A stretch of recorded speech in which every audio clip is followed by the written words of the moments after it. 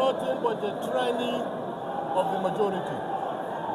We have been vindicated in our position, which we have consistently maintained, that Nigerian courts have no business in meddling into matters that are purely political.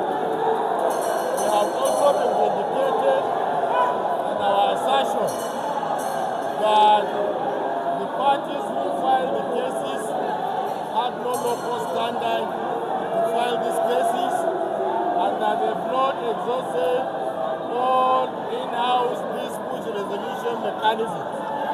And these issues that have been raised in our various preliminary objections and the trial courts were upheld and affirmed by the minority judgments of the court.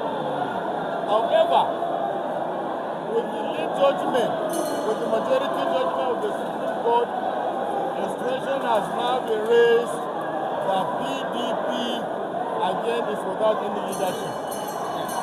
And by affirming the judgment and decision of the Court of Appeal, in this way that the Supreme Court has also affirmed the suspension of those principal officers, specifically Chief Anyahu, Eji Ajumani, Bature, and others, whose suspension was upheld by the court.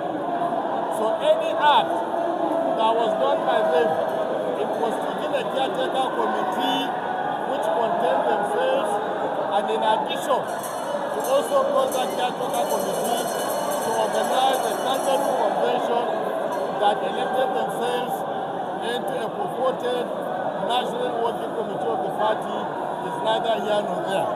It's an action that is done without any basis, and you cannot put something on nothing and expect it to stand. I pray that soon the National Executive Committee of the party, which is the statutory organ that is vested with powers, will now commence process to ensure that legitimate leadership is now elected for the PDP. And I want to conclude